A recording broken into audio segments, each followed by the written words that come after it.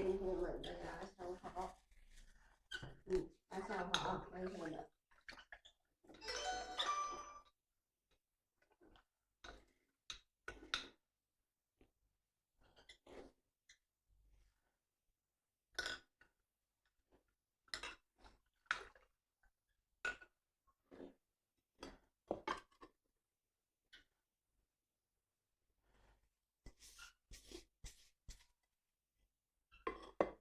完成了啊，大家下午好。说一下啊。今天我们用的是。对，我们今天用的是个3尺的啊，3尺的生宣。我们画一个江南水乡的，江南水乡的一个小景，就是我们以桃花这个小桥这个为主啊，小桥还有我们的南方的灰瓦白墙，以这个为主题，我们画一个小品。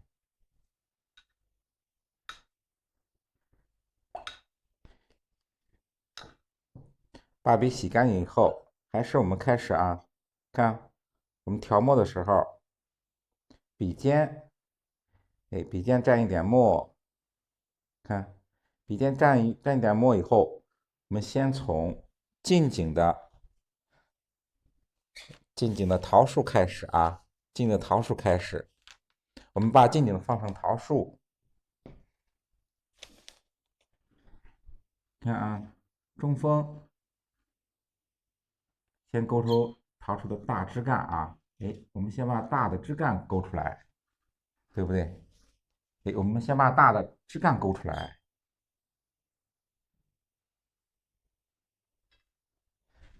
勾了枝干以后，主枝干我们先勾出来，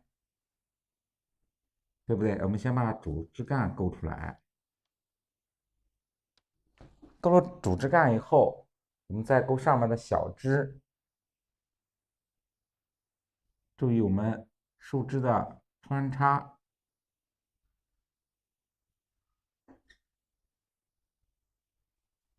先把这个主枝干勾了以后啊，先把前面的小枝，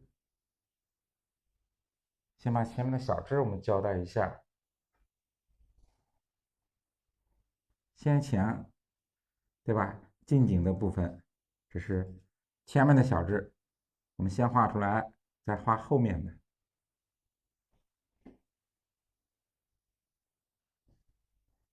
画的时候注意这个它的墨的变化，墨的变化。前面的树干呀，我们用墨呀稍微重一点，稍微重一点，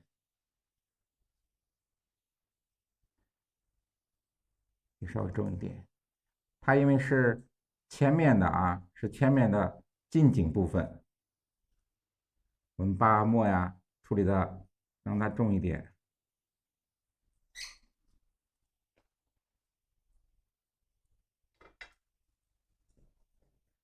树干，看我们树干让它粗壮一点。这桃树啊，这前面的树枝，对吧？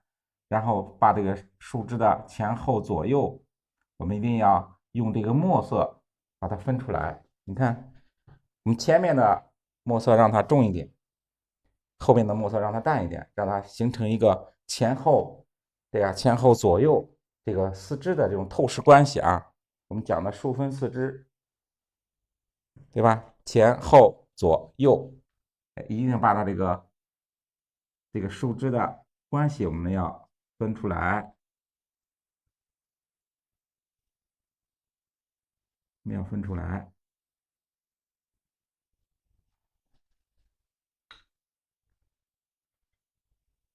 到后面这个树枝的部分，看我们可以让它向右去出枝。看我们现在出的啊，这个都是我们讲的那种鹿角枝的出枝方法，都是向上的，对不对？你看，我们都是向上的这种小枝。出枝的时候，你看完了以后，我们可以在小枝的部分稍加一点小的这种碎枝，小的碎树枝。这样呢，我们待会儿要点色的时候，就在我们这个小枝的这个地方，我们去点色。哎，这样去点色。这是我们近景的桃树。哎，注意画的时候，看我们就枝干，哎，画的稍微粗壮一点啊，稍微粗壮一点。对应的啊，我们左边也是先把这个近景的这个桃树我们先画出来，然后再画后边的这个房屋、小桥这个建筑啊，先把近景的树木我们先画出来。你看左边的树干，让它粗壮一点。你看，让它粗壮一点。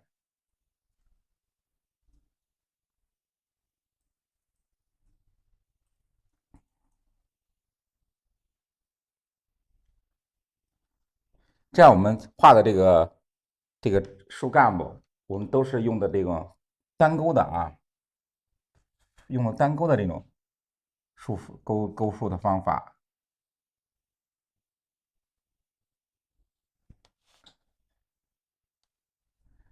树干上来，你看前面的，对吧？把前面的树枝处理了以后，看跟后边穿插过来，这是我们后边的树枝，哎，这是后面的树枝，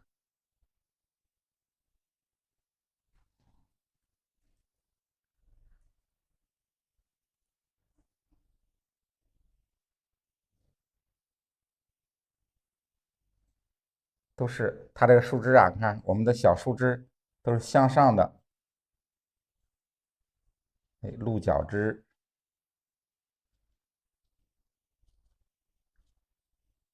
我们分的时候，你看前后左右，对吧？每一棵树，我们一定要把这个前后的关系，前后左右这个关系，我们要交代清楚，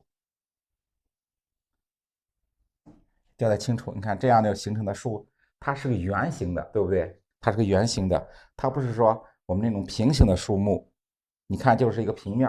哎，我们这样处理以后，浓淡墨的关系处理到以后，它的前后就形成一个透视过去，看这前面的墨重，它是就是说比较靠前，然后淡墨以后，对吧？它有这个浓淡墨的一对比，它就到了后边，就形成一个树，它是能透过来看见后边这个树啊，整个形成一个，哎，前后左右，对吧？这种很自然的透视关系，它就是有这个树也是有立体感的啊，有空间感。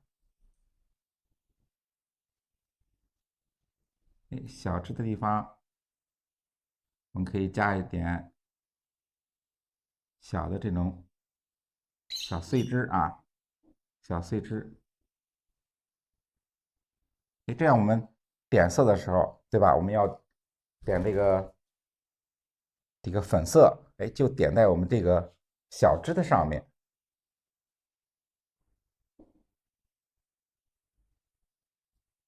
就是我们勾小枝的时候，就把下边要点彩的这个部分，我们先要大概安排出来，这样安排出来，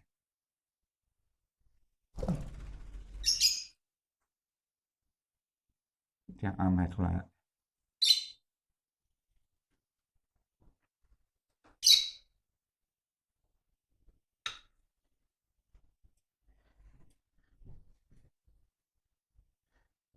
可以穿插一些小的啊，你看，我们可以穿插一些小的、淡一点的、小一点的这个树枝，哎，做一个穿插，哎，做个穿插。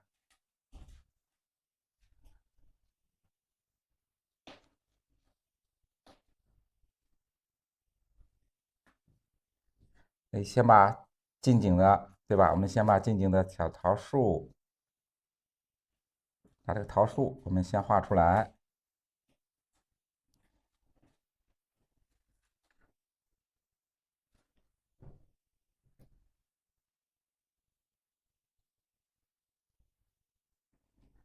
画出来以后，看我们近景的啊，近景的桃树画出来。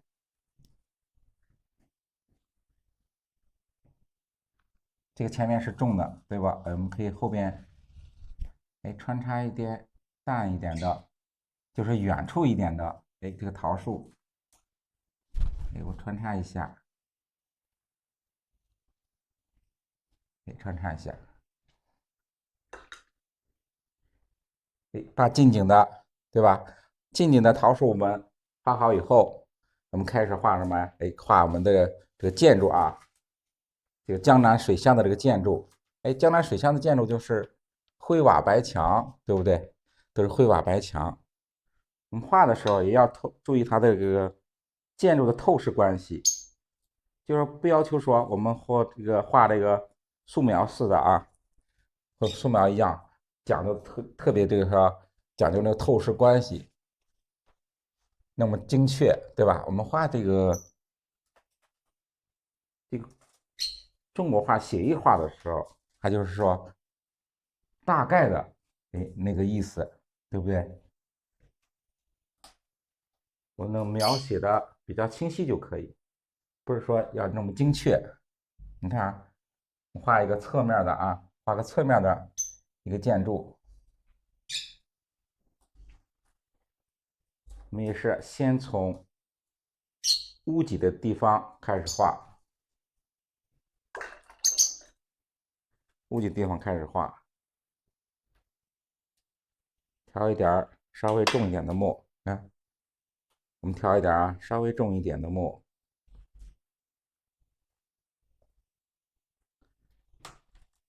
你画的时候，你看啊，先画它的一个侧面结构，先画那个侧面结构，侧锋，看我用侧锋去画啊，侧锋，看一笔，对不对？我们一笔画出它这个侧面建筑的瓦的部分，看，然后再用细一点的这种中锋线条，哎，代表什么？只看到右边它的一个结构，对吧？右边个小的结构，它是折过去的啊。房顶是我们看不到的，只是看到一个房檐的地方，所以说我们用个中锋的线条去表现一下就可以。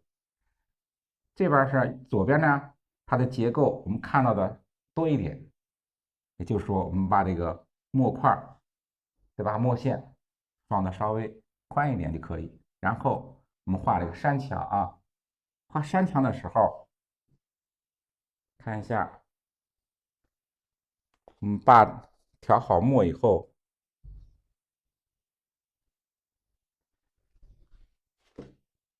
把多余的水分我们吸一下，对不对？吸一下，吸到以后啊，你看，用略微干一点的线条，你看啊，干一点的线条下来，对不对？我稍微干一点的线条下来，把这个山墙画出来。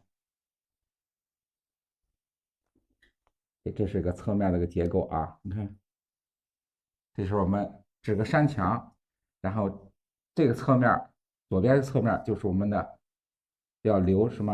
我们要画窗户啊，江南水乡的那个窗户，它窗户啊分北方不同，哦对，它是个长方形的啊，你看，我们就把这个结构整个勾下来，勾几个这样竖线，对吧？代表一下就可以啊，代表一下就可以。然后这是阳台，你看横着、竖着勾两个结构，勾两条线，横着再勾2条线，这就可以啊。这是我们简单的阳台下来，干笔淡墨，看这样就续下来。下边呢啊，你看画完以后啊，这是个大的结构，我们在山墙的地方再画一个小的啊，小的结构，你看。画个长方形，对吧？画个长方形，画2个竖线，这代表一个小的啊，小的窗户，小窗，哎，小窗。然后下边你看画完山墙以后啊，下边这个它靠近水的地方，它是用这种大的这种方块石，用淡墨干笔，看勾2笔啊，我们就勾2笔就可以。你看，就以后画成这个4方块啊，长形的这4方形状就可以。你看，就这样画，那种4方的方形，画这个大小不一的，还有这种方形。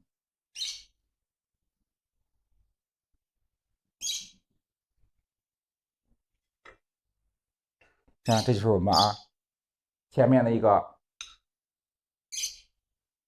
然后后边啊再画后边，也是这样一个侧面的这个结构。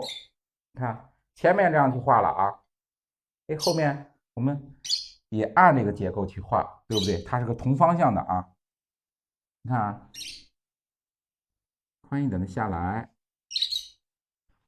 对不对？你看啊，还是这个，把笔侧过来，你看画一个这个结构，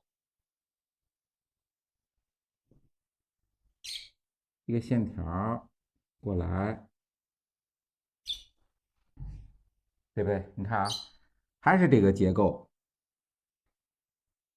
山墙，第二个侧面结构，对不对？和前面的一样，对不对？和前面的一样，竖线、横线，你看对不对？竖线、横线就可以，竖线、横线也可以。然后这是墙的地方，干笔擦一下，干笔擦一下，这一个山上的结构啊，山墙的一个结构。哎，这就是我们这个山墙风化的这种程度。用干笔侧锋，你看，用干笔侧过来，擦2笔就可以。这就2个结构，对吧？一上一下2个结构，就是前面的、后面的2座，这2座房屋。然后啊，你再画后面一个，后面这个结构啊，就和前面的又不一样。然后这个整个瓦，对吧？是向右的啊。你看，我们还是先画这个体积的地方。你看，就是房屋屋脊的地方，先定这个啊。我们先要把这个定下来，这就是我们整个房屋的方向。先左，对吧？再右，看，先画个这个三角形的这个结构，对不对？画完以后，把房脊画出来，哎，房脊画出来，你看，这就是我们画南方的这种灰瓦白墙，对吧？哎，把瓦的房基凸出来，这就是结构，对吧？先把我们房脊的地方画出来以后啊，画这个下边山墙，你看前面的这个墙面也是这样去画，对不对？那么后边也是这样画下来，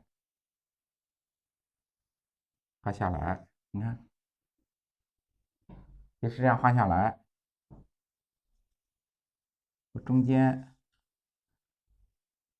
给中间我们画一个结构啊，因为到下边以后，它上面这个是这个墙面以后，哎，下边就是靠近水的地方，靠近水面的地方，它就是用这种大的条石，对吧？它条石和水面也就是垒到水面上面，是这样的啊。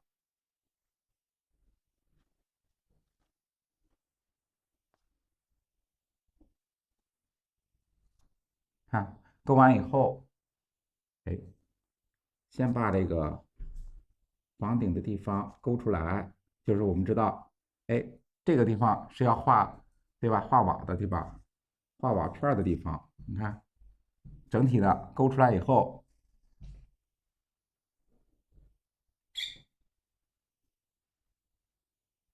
下边画窗棂，也是这个结构，你看，就和我们这个结构是一样的啊，竖线、横线画出来。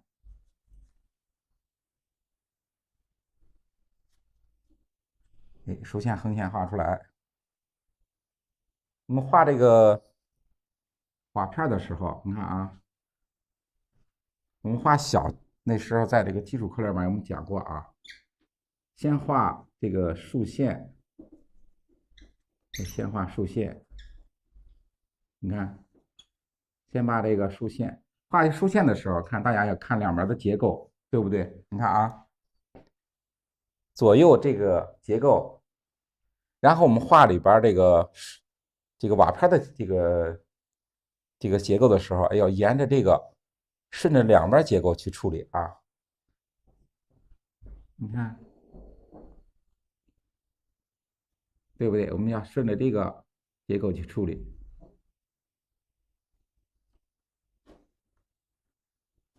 到后边也是，后边的时候也是按这个结构去处理。哎，看，先把这个竖线勾出来以后，我们勾里边瓦的结构勾对吧？我们要勾这个瓦的结构的时候，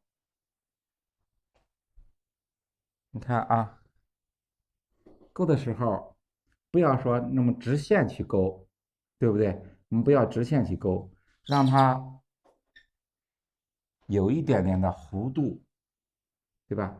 向上的弧度啊，你看这样，然后勾的时候可以不规则有距，看有的让它近一点，有的让它远一点，诶，让它有个变化。我们画的时候啊，要注意，一个是，你看，我们画树的时候，要追求它树枝的变化，对不对？树枝的变化。我们画点景的时候，对吧？要注意，也注意它的聚散的变化，互相遮挡，对吧？它都有一个变化。那画瓦片的时候呢，也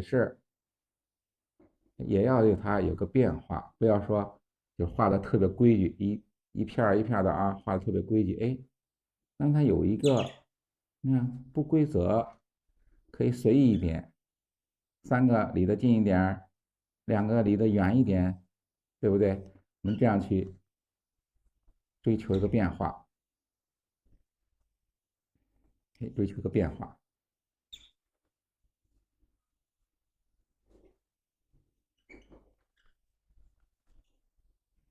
哎，你看，对不对？你看，我们勾的时候，对吧？它有的两个离得近一点，有的三个离得近一点，哎，让它有个这个变化。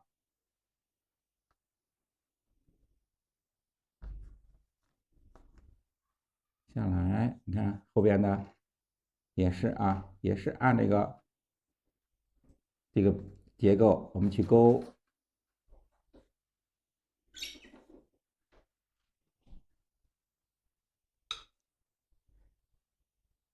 给勾完以后，那到下面靠近水的地方，也和前面一样啊。我们用大小不等的这种长方形，就代表这个10条，对不对？你看，这我们这个下边这个打地基的这长条，这10块，就看就勾这种长方形就可以啊，长方形的就可以，随意一点。勾的时候，越靠近水面的地方，让它越淡。你看，对不对？越靠近水的地方，让它越来越淡。完了，我们可以用淡墨干笔，去擦一下，去擦一下，稍微擦一下。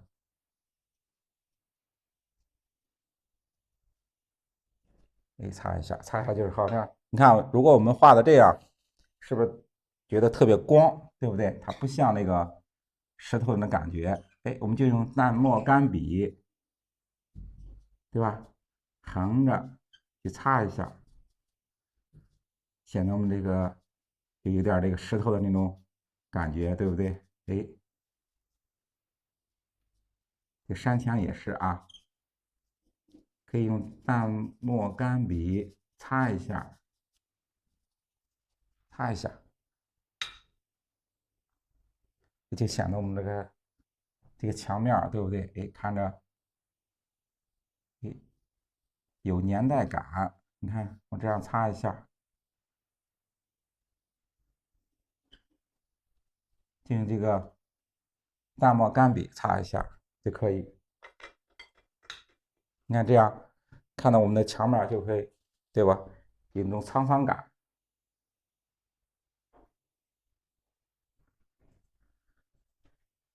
下边我们在侧面再有个小结构啊，小的房屋。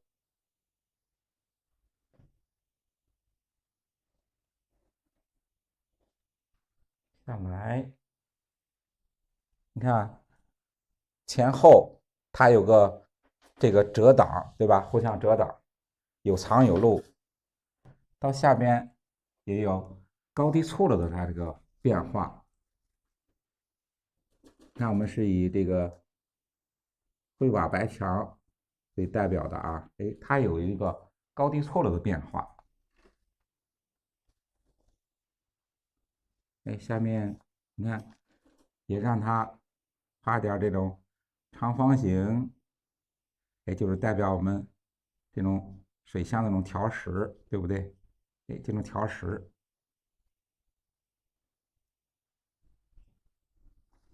这可以开一个小窗户，对不对？我们开个小窗户，能看见，对吧？河上那种景致。后面也是啊，画这个这个瓦的这种竖纹的时候，也是啊，就按我们左边这个房体的结构，这样去勾啊。简单的勾两笔，你看，简单的勾两笔就可以。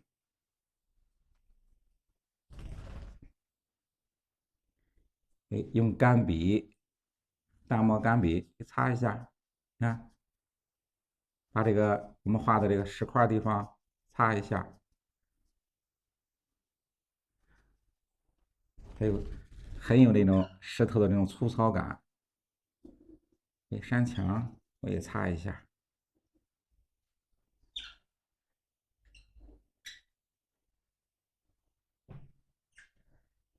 看啊，后面我们要画一个，在这个桃树和这个房屋的中间，我们画一个石拱桥，画个石拱桥。画桥的时候啊，我们中锋一定要注意啊，这个墨呢不要太重，你看墨不要调的太重，让它淡一点。然后呢，中锋啊，我们要用中锋，让线条啊，哎，圆润一点，饱满一点啊。先勾上面的栏杆，对吧？你上面栏杆先勾出来，先勾出栏杆来。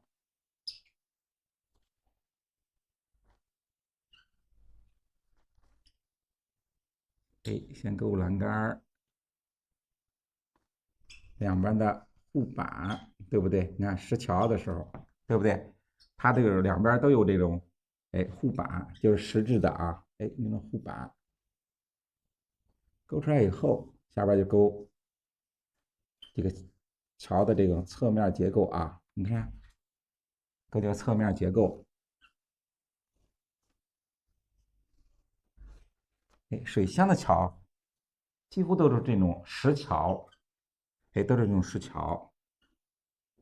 然后下面是半圆形，你看啊，对不对？哎，下面都是这种半圆形。哎，这样啊，画的时候让它中间是实的，两边是虚的啊，让它虚下来，让它虚下来。你看，让它虚下来，再画里边这个桥洞，它这个暗影，你看桥洞暗部的结构，用侧锋，用侧锋，你看这样画下来，就擦一下就可以，对吧？我们就这样擦下来，对不对？哎，这就是个桥洞。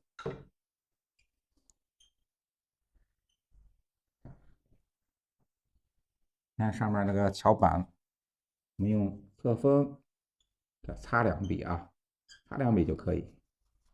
哎，擦两笔就可以。也是啊，这都是实质的桥。石桥的时候，我们也是，对吧？也用这个长方形去代表这个条石。你看，画那种长方形，勾两笔，哎，简单的勾两笔就可以啊。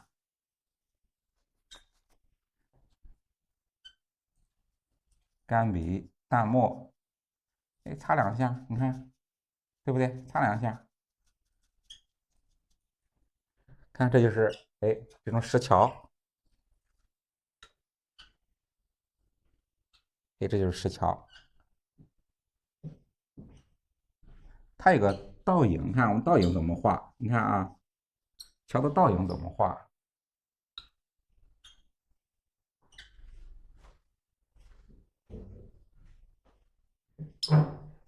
倒影看我们前面那个桥的这种结构，对吧？它暗部的结构相对应的，我们向下，你看啊，哎，画一个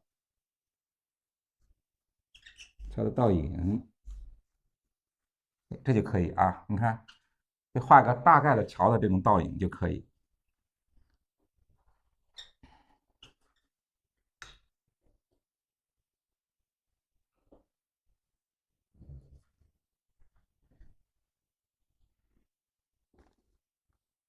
看我们桥的，看建筑的地方，可以用稍微重点的墨给提一下啊，这样提一下，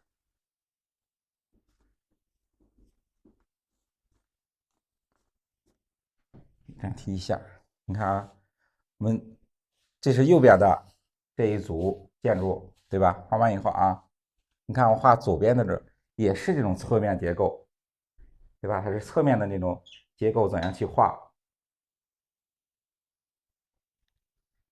看，也是用这种侧锋托笔啊，画笔我们侧过来，你看啊，这样侧过来，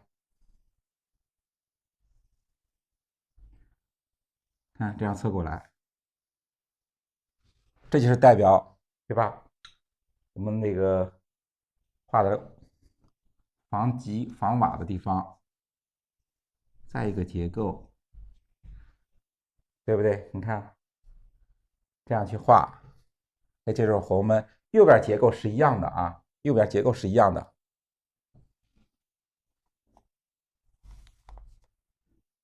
然后你看这画的山墙，哎，下来再画我们的窗棂，你看啊，特别简单，对吧？你看竖线、竖线，横线、横线、竖线，对吧？竖横，对吧？就这两种结构，很简单啊。竖线下来，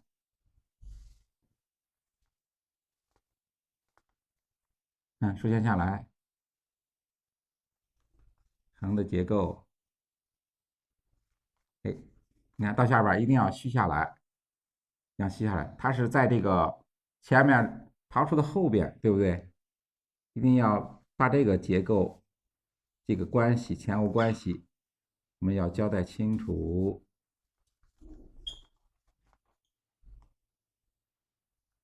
哎，我们要交代清楚。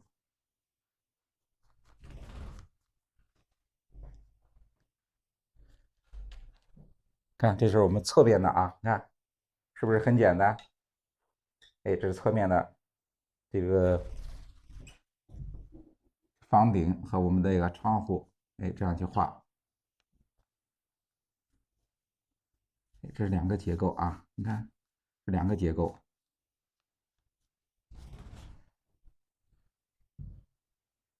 哎，这是我们桥前面的哎这一部分，我们建筑。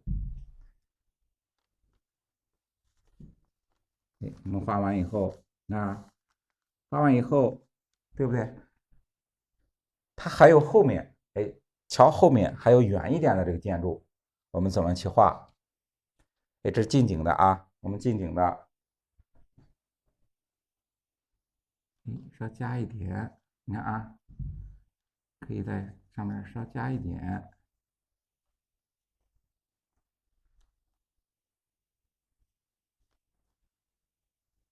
稍加一点结构，用弹幕。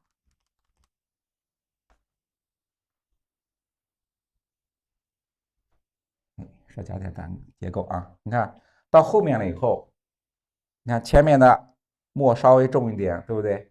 得到后面我们要把那墨调的淡一点，去画远处的这个建筑啊。你看，哎，我们调一点淡一点的墨，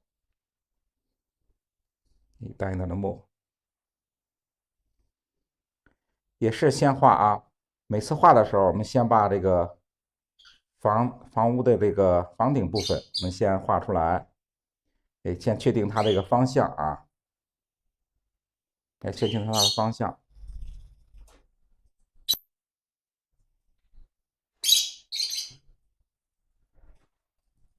哎，看啊，要淡墨，你看稍微淡一点的墨，比铅的墨要淡啊。看，哎，也是先画一个这个侧面结构，对不对？你看啊，先画个侧面结构，哎，右边画一个，又是个，就是我们和前面啊一个三角形，哎，山墙，你看啊，下来，哎，你看这样画下来，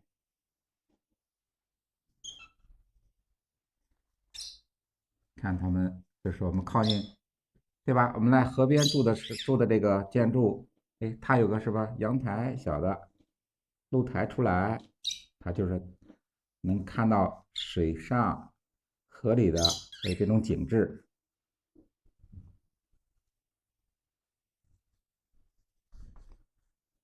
下来，你看侧面有点这个简单的结构，哎，一个侧面有点简单的结构。哎，后面那个，你看前面那个近景的，它带这个石块我们能看到，对不对？到远处的时候，它就不是很清晰，对吧？我们就用横线，用横线淡墨横线代表一下就可以啊，代表一下就可以。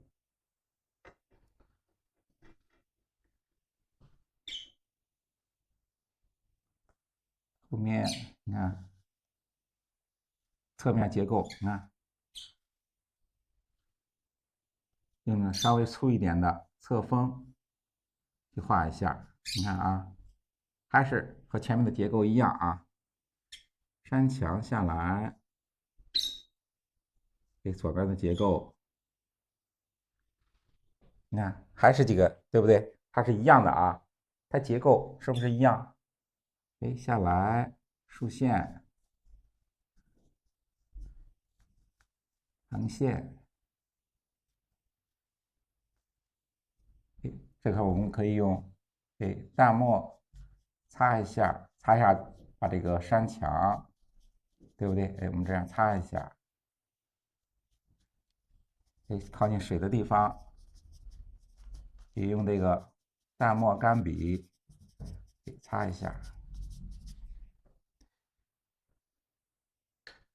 就越向后，对吧？你看啊，我们越向后，它这个墨色，对不对？越淡，它空间我们可是空间推的越远，对不对？你看有近、中景、远景啊，它随着墨的这个变化，浓淡墨的变化，它会把这个景致啊推的越来越远。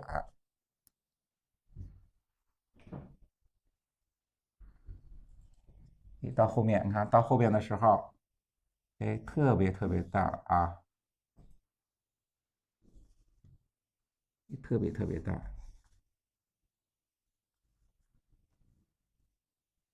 哎，看到后边远处的这个房屋，对吧？有房顶啊，它这个建筑啊，它会越来越虚。哎，我们就用淡墨去表现，对吧？我们就用淡墨去表现。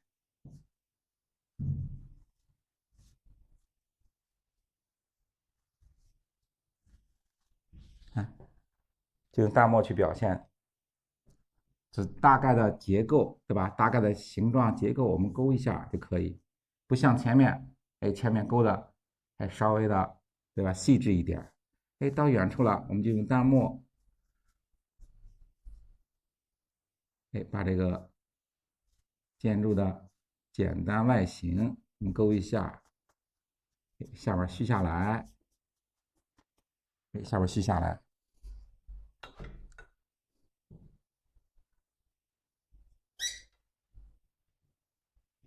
到后面，你看，后面我们可以用这个淡墨，淡墨画后面，远处的结构，我们可以画远处的结构啊。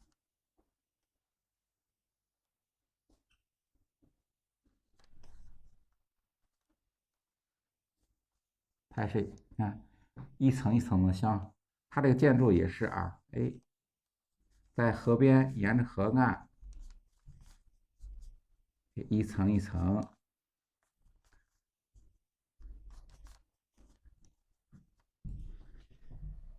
这就是后面的啊，你看近景的我们画的让它细致一点，墨重一点，越往后墨越淡，对吧？推的这个距离越远。后面我要画这个，你看要画这个桃树的话，也是啊，我们用淡墨，你看用淡墨，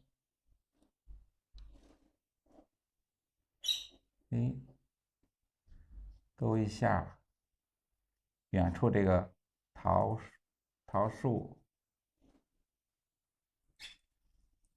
这样淡淡的勾一点，看也是啊，和前面那个勾的角质是一样的，用这个鹿角枝向上的这种出枝方法，这样出枝方法。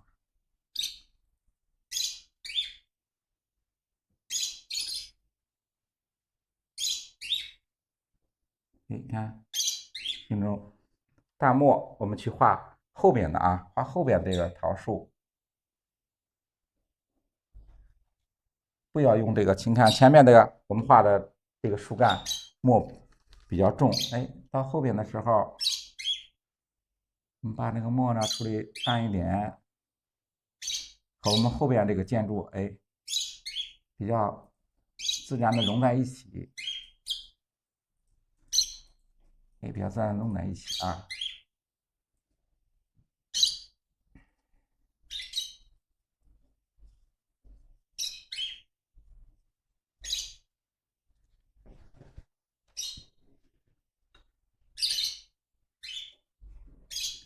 到后面，哎，也是啊，越来让它这个树枝啊，也是越来越淡，这个墨色，你看，越来越淡。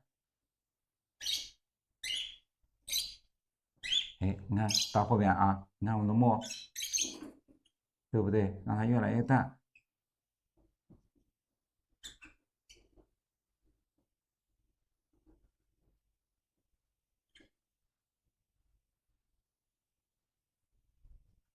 看，要分清啊。哎，我们要把这个树的这种一组一组的这关系，哎，我们要分清。看是不是？前面这是一组，哎，后边又一组，向后，哎，我们向后这遮挡的地方，向后边又是一组，到后边你看这个墨，对吧？啊，我们这个墨呀用的很淡，到后边。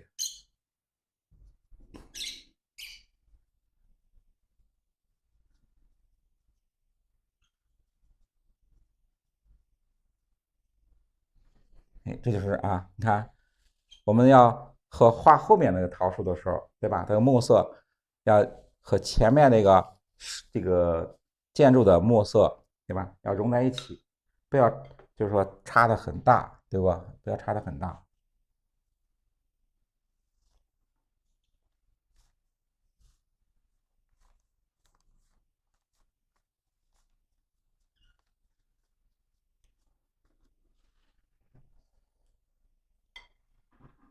看，这是小桥的地方，小的地方我们用淡墨擦一下啊，稍擦一下。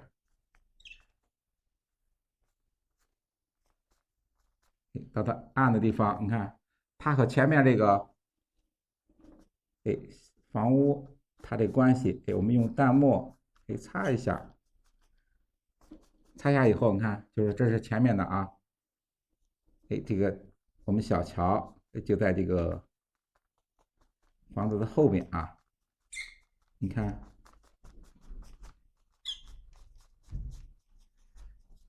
哎，就在桥的后边啊，下来。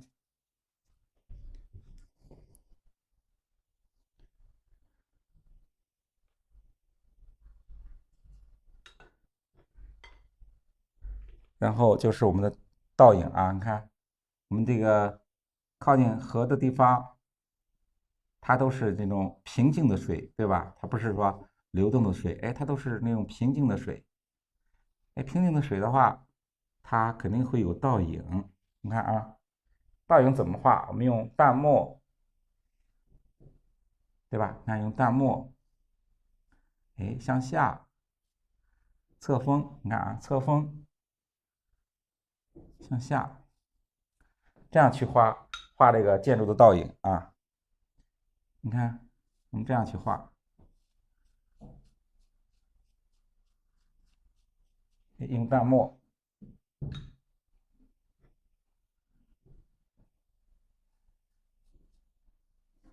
这样去画这个河岸边的这个建筑的倒影。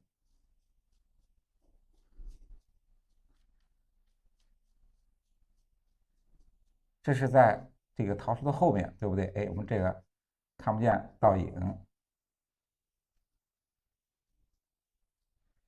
哎，这是倒影啊。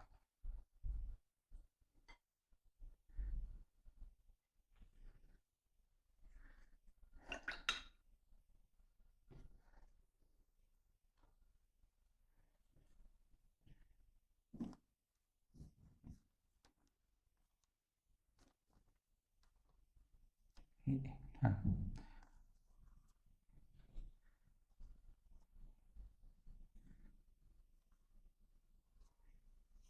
哎，该加的地方，哎，看我们的墨，对吧？不够的地方，我稍微提一下啊，哎，提一下。哎，我们现在小桥有小桥，然后这个灰瓦白墙，还有呢，我们江南经常见到的，对吧？就是我们的渔船，也就是我们的渔船。看我们画渔船的时候啊，先画什么？对吧？先画这个船篷。哎，我们画一个这个带船篷的啊，小船。哎，先画船篷，你看啊，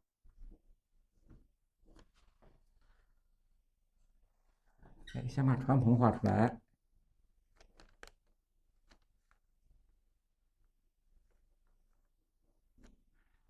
看啊，画船篷，再画我们的船。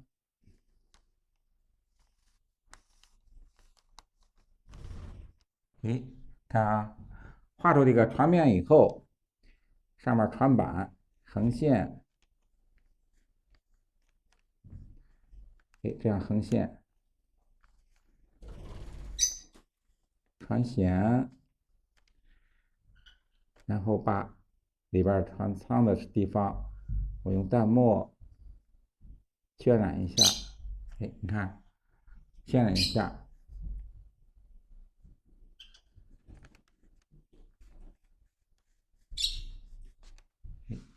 啊，哎，这是我们的小船。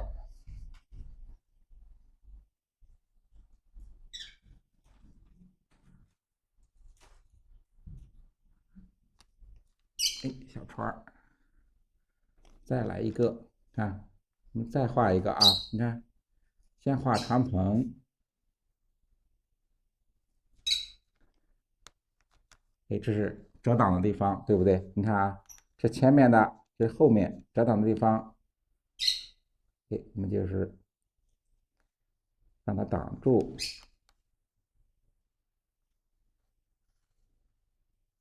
哎，侧过来，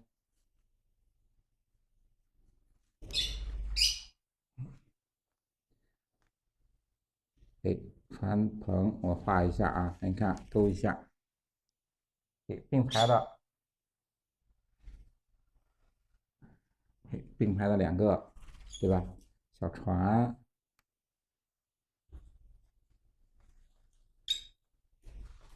哎，并排了两个小船，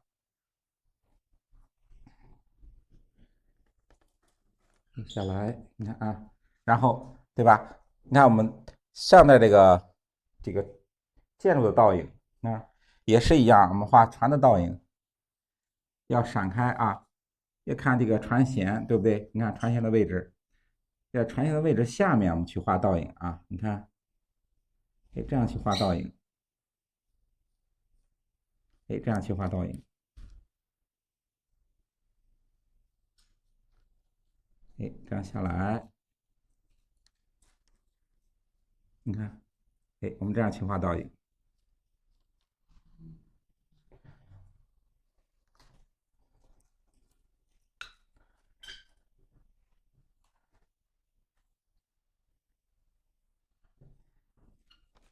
哎，看桥的这个暗部上面让它重一点，墨色上头稍微重一点，哎，这样它这个透视效果呀，哎，比较明显一点。哎，你看，让它稍微重一点。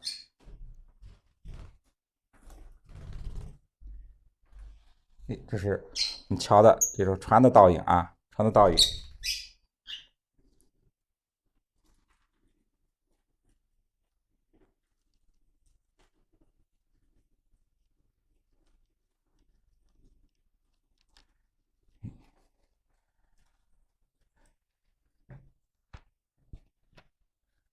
我们下边就是你看近景的桃树建筑，哎，我们下边就是江南水乡的这种哎 D2啊，我们可以用淡墨，哎，我们可以直接染出这个水岸啊，就是坡岸。哎，用淡墨，你看啊，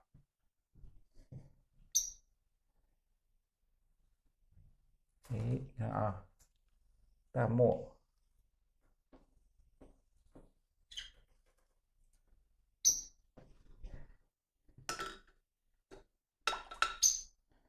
用大一点的笔，来，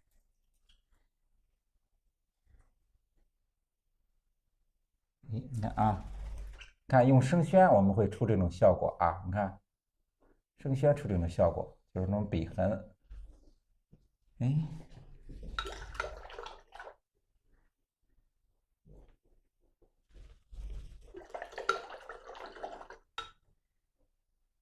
看这种画这种笔痕，对不对？哎，我们这个生宣会出这种水痕，哎，我这颜色怎么？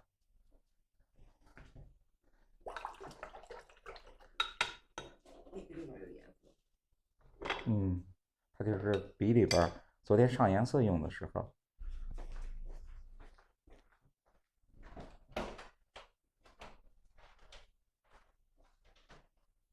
哎，昨天上颜色笔里边这个颜色还有。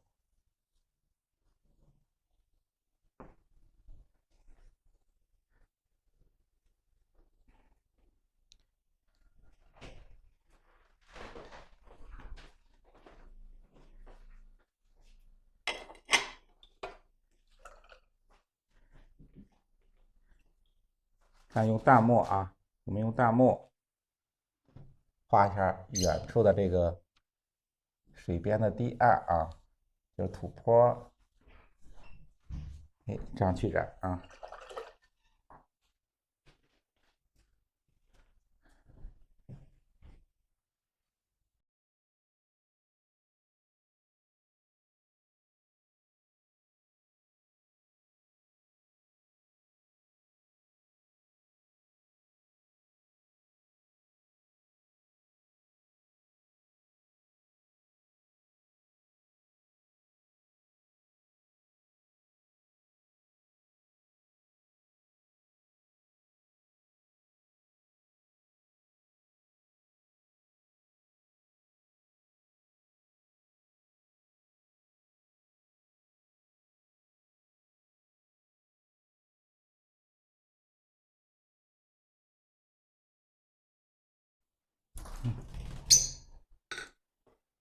我们等着墨稿干了以后，对吧？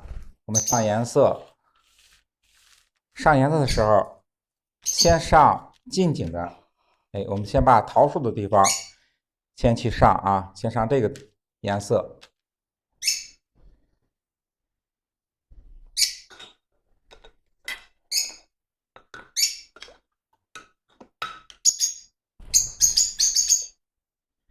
我们这个颜色是用曙红啊，用曙红，曙红加一点白色啊。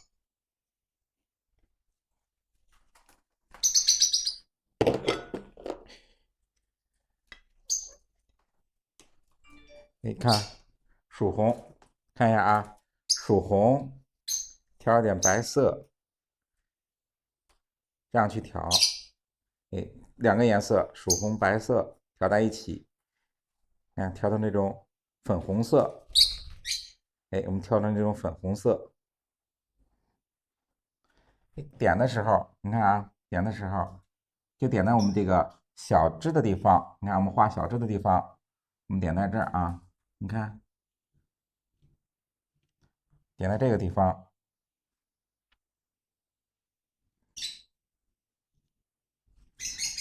就用这种点的方法，对不对？哎，我们就用这种点的方法。哎，看，就是曙红啊，曙红会白色，哎，就点在我们小枝的地方，画小树枝的地方，点在这儿啊。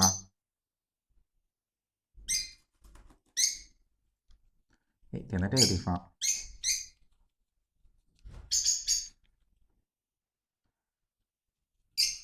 哎，点一下，看点的时候注意它的，你看我们颜色也是在笔尖的地方，哎，点的稍微浓一点，对不对？哎，点的稍微浓一点。哎，看，先点前面的啊，颜色我们要注意说，哎，先点前面的，再点后面的，对不对？你看啊，先把前面的点出来。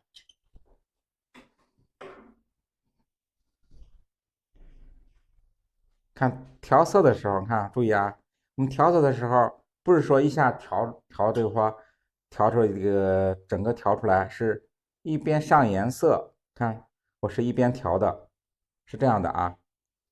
它这样就是说有个颜色的变化，你看有个颜色轻重的变化，有的地方颜色哎重一点，对吧？让自然的，有的颜色让它淡一点。哎，这样去上啊。它颜色呀，也不是说都是一种，你看就调成一个一个调色盘里边，你调成一个颜色，它的颜色它就没有一个这个深浅的变化，对不对？我们这样随用随调，它就会有一个颜色的深浅变化。看，它就有一个颜色的深浅变化。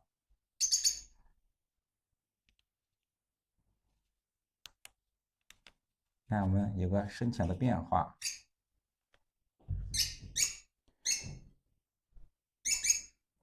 看前面的这个树枝，对吧？这桃枝，它的颜色，我点的这个桃花的颜色就重一点。你看到后边了以后，哎，到后边小枝、小的桃枝，你看颜色，哎，给淡下来，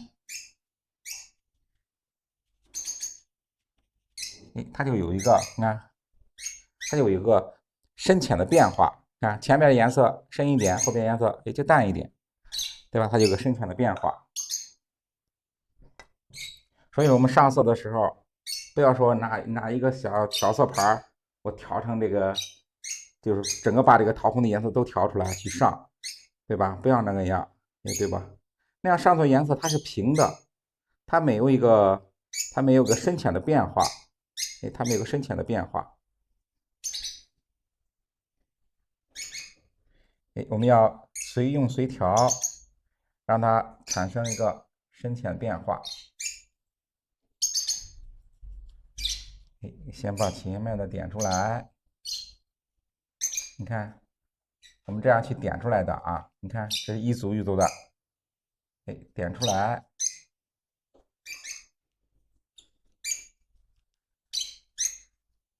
哎，一组一组点出来，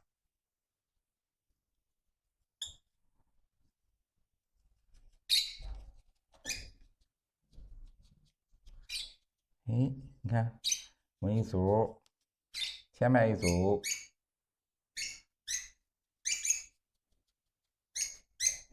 哎，看这样点出来，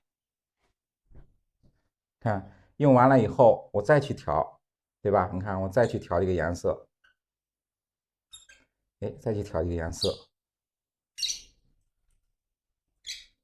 也是在笔尖的地方，哎，我蘸了，哎，浓一点的，哎，稍微浓一点的，然后随着这个点色，由前向后去点，它就有一个，对吧？它就有一个深浅的变化，哎，深浅的变化，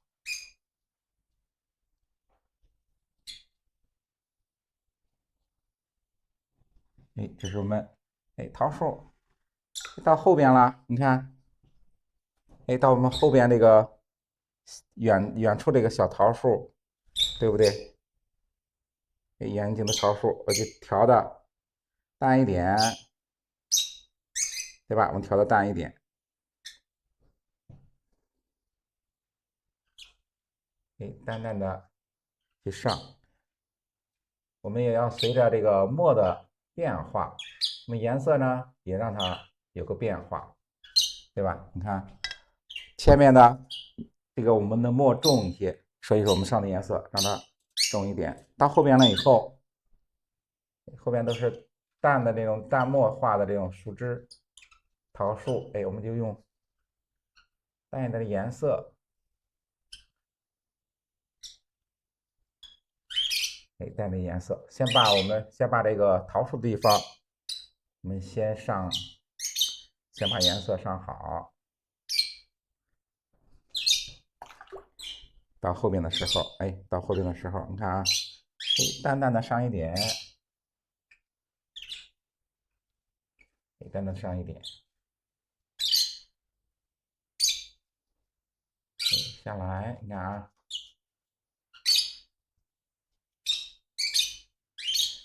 再往上一点，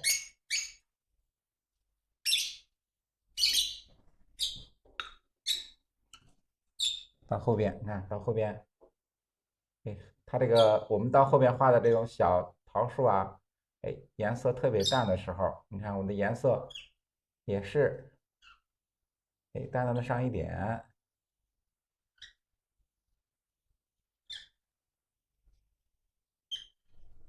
哎，这是桃树，看桃树的地方上完以后，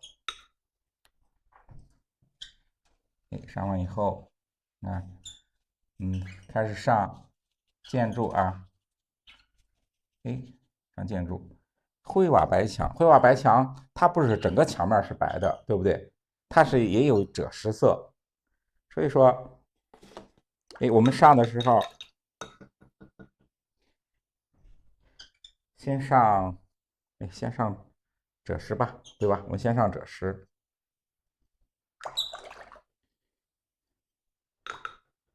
先上赭石。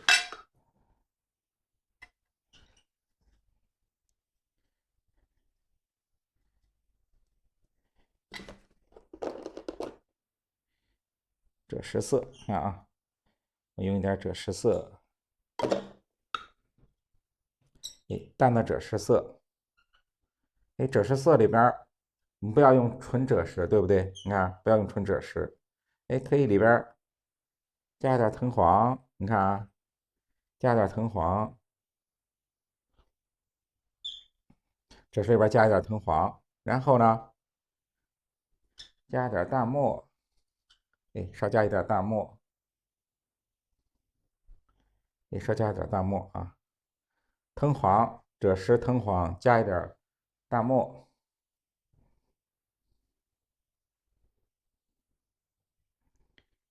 加点淡墨。先画什么地方，对不对？先画我们这个，哎，窗棂的地方。你看，窗户的地方，我们先把这儿上一下啊，哎，先把这儿上一下，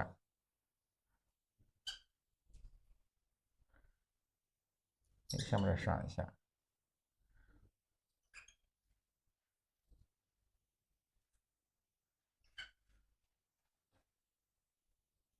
哎，看到下边看下边我们这个画的这个石，这个调石的地方，哎，我们用花青，不是用花青了，就用我这赭石，对吧？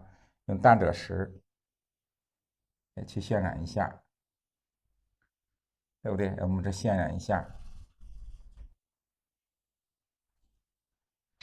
哎，用颜色，你看，你看我们擦的地方，哎，用颜色，哎，再擦一下啊。看我们用淡墨擦的地方，哎，我们用这个淡赭石，对吧？哎，我们这样擦一下。下的颜色呢，也是这样去复勾一下就可以，复勾一下就可以。你看，就这样就可以啊。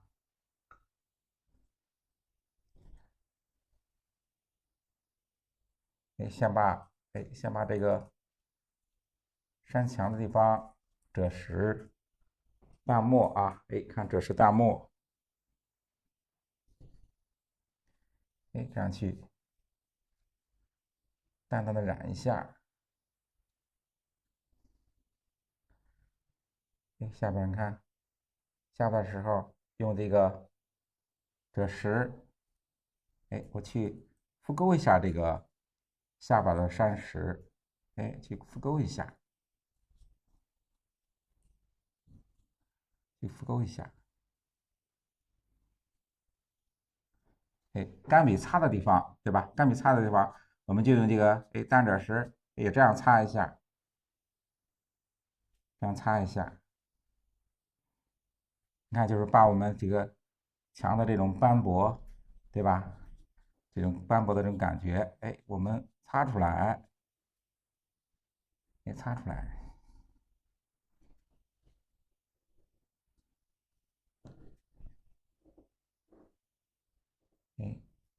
窗户的地方，蛋赭石染一下。尽量我们大面积的把这个墙的地方，对吧？我们大面的留出白来，对吧？赭石不要就整个把墙的地方你整个涂颜，一定要留出来，一定要留出来。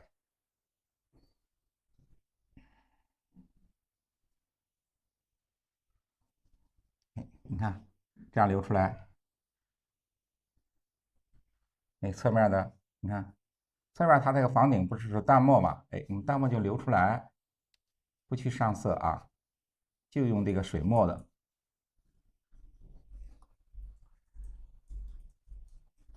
蛋赭石，你看蛋赭石擦一下，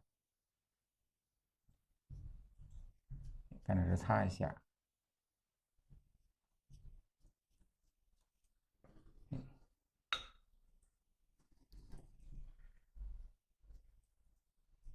擦一下以后，你看后边的它的有的结构，对吧？有线条的结构，我们就用蛋赭石去复勾一下就可以，复勾一下就可以。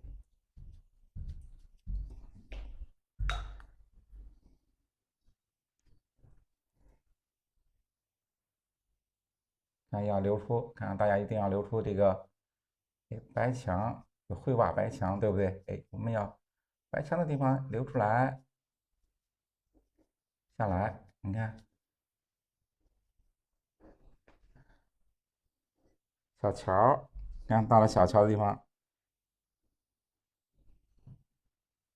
复勾一下，淡淡的用赭石，对吧？我们用赭石复勾一下。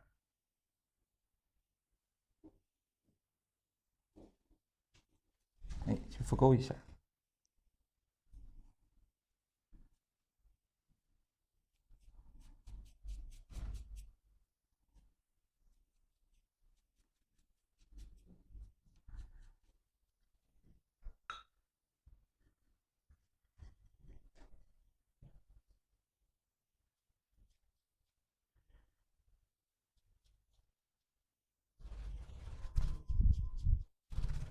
复勾啊，把这个山墙的地方，对吧？我们把这个墙面我们先上了赭石的地方，完成以后，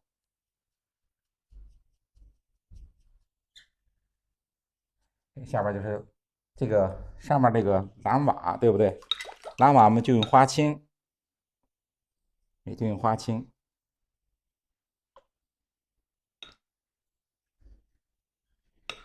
用花青色，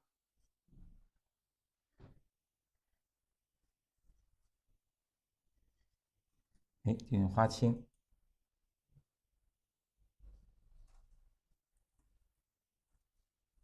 这样直接去渲染啊，就用淡花青去渲染，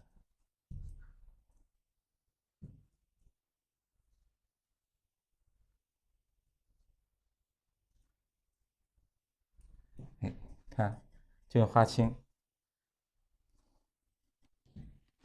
如果觉得我们觉得蓝色不够的话，对吧？我们可以用这个加一点花青里边加点什么啊？加点钛青蓝。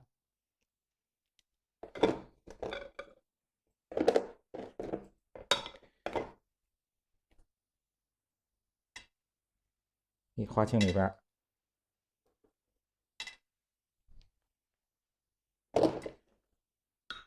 看啊，花青、钛青蓝，你看啊，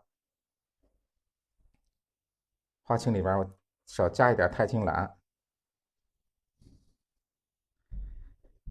看啊，我们在瓦的地方，你看，我觉得蓝色不够的话，你看我们上一点花青加太青蓝，哎，你看这样是不是它这个颜色会亮一点，对不对？你看啊，哎，这种颜色也可以。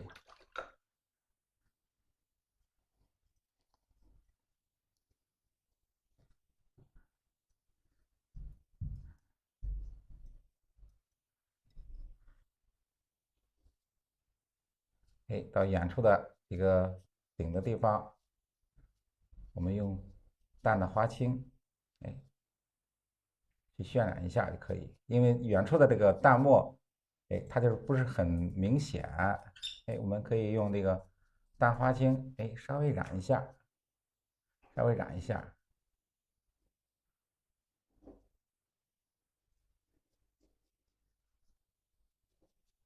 哎，稍微染一下，哎，这是我们建筑，哎，对吧？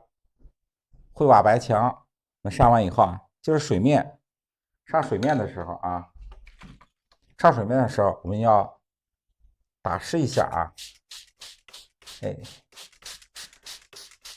打湿一下，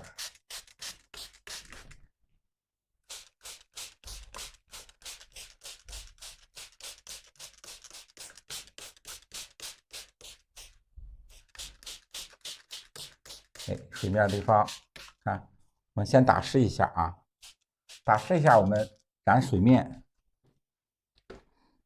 这样我们染水面的时候，它这个颜色它过渡的比较自然。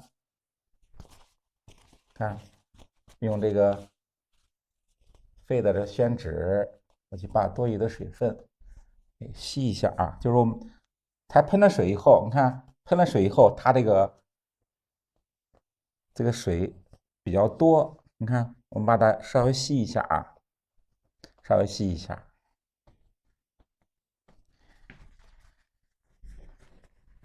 染水的时候，你看用什么颜色？花青啊，我们还是用花青、藤黄。你看啊，花青、藤黄、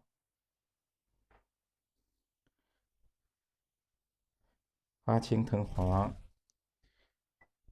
它这个浅绿色，对不对？哎，花青、藤黄，哎，调个浅绿色，然后再加一点三绿进去，啊，加一点三绿进去啊。花青、藤黄调到浅绿色里边哎，我稍加一点三绿，稍加点三绿。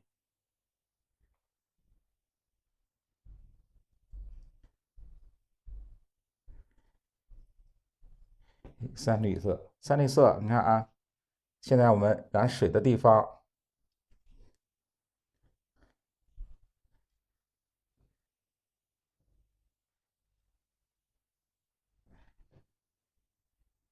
哎，看啊，整个水面，哎，我用这个绿色，啊，整个水面我用这个绿色去渲染一下啊，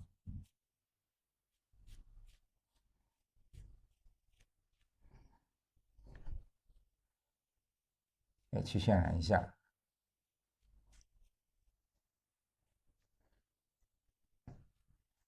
你看，这样我们染的是水面，对吧？它颜色打湿了以后，哎，它这个湿染这个水面的时候，它的颜色过渡的特别匀，也特别自然。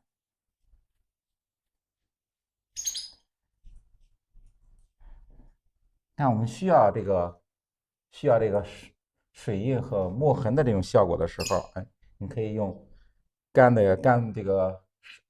时候你去染，哎，我们染水面的时候，对吧？需要这个水面，哎，比较自然的晕开，大面的我们去染水面的时候，对吧？你要是说干的去染，它会显那个就会这个我们染这个土坡一样，它是一道道的那种笔痕，特别花。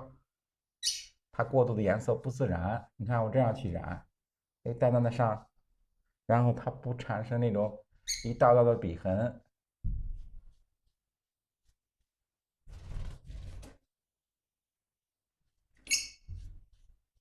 哎，你看我这样去染，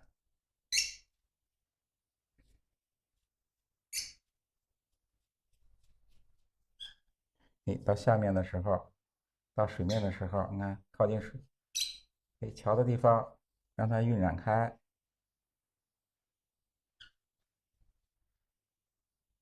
哎，这是我们整个水面，对吧？都用这个绿色渲染一下，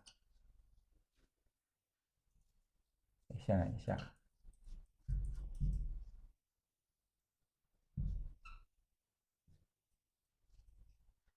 看靠近那个我们这个土坡的地方，哎，颜色让它重一点，到中间的地方，对吧？让它流出这个水的那种白色啊，稍留一点白色。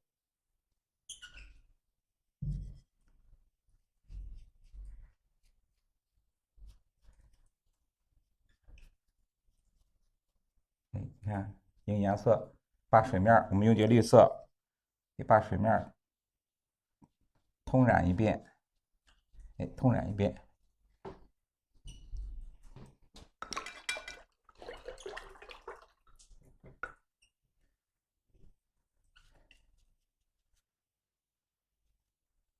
哎，让这个看用颜色把我们这个水阴到的地方，我用清水给过渡一下，用清水过渡一下。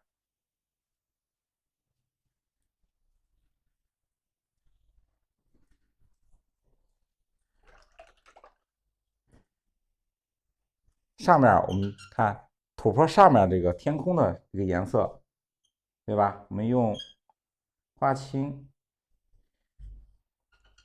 哎，天空的颜色啊，我用一点花青，调点太青蓝，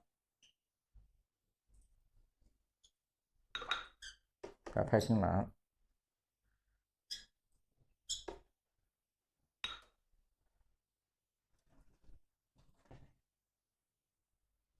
哎，把它虚下来，你看，把上面天空我这样虚下来。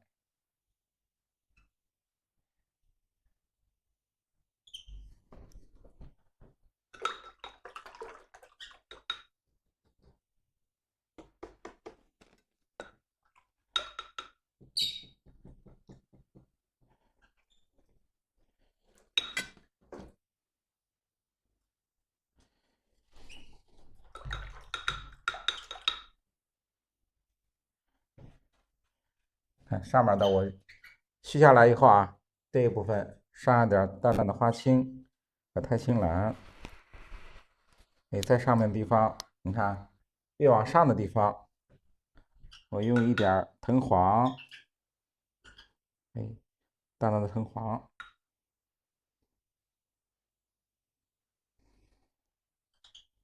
哎，淡淡藤黄，你看啊，哎，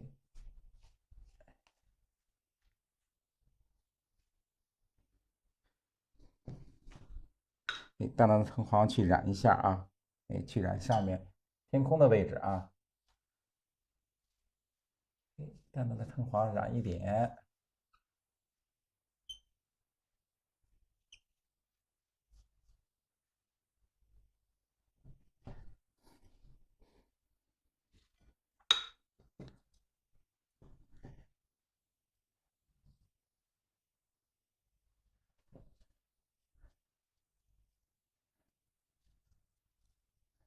染一点，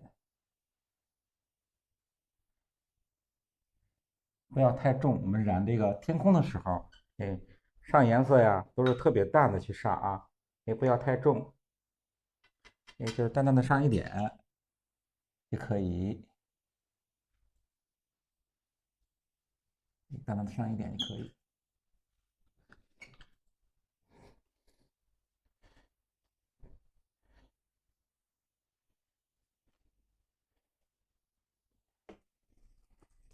我们倒影的地方，你看啊，我们倒影的地方，花青，对吧？花青、淡墨，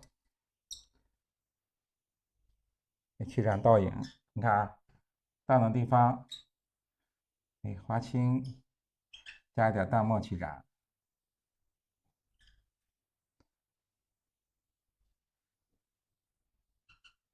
哎，这样去染。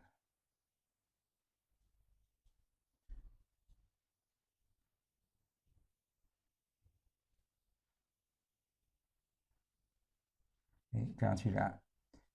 哎，花青就是花青和淡墨啊。倒影呢，一般这个我们上面倒影都是用一个花青，哎，加淡墨，调的墨青色去染就可以。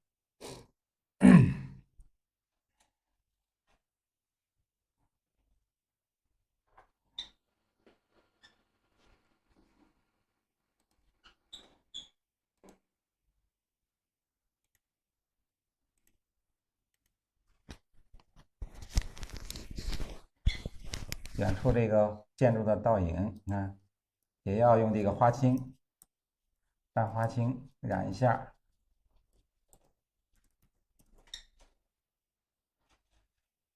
剩下就是我们桃树的地方，桃树地方以后，我们等它干了以后，用白粉，就白色啊，用白色，我们用白色点一下上面的花瓣就可以，对吧？我们看第一遍我们让它上了桃红色，就是这个粉色的底色以后，我们用白色点一些花瓣就可以。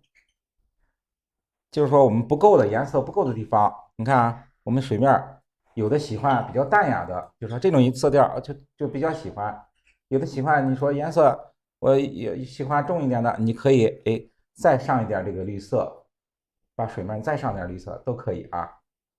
就是我教给大家的只是说，教给大家的技法，然后大家可以根据自己的喜好去做颜色上的调整，对吧？做颜色的调整。根据自己的喜好，我喜欢淡雅的，这样就可以，对吧？我喜欢这种淡雅的，这种色调的，你就这样就可以，就是最后拿白色点一点花瓣就可以。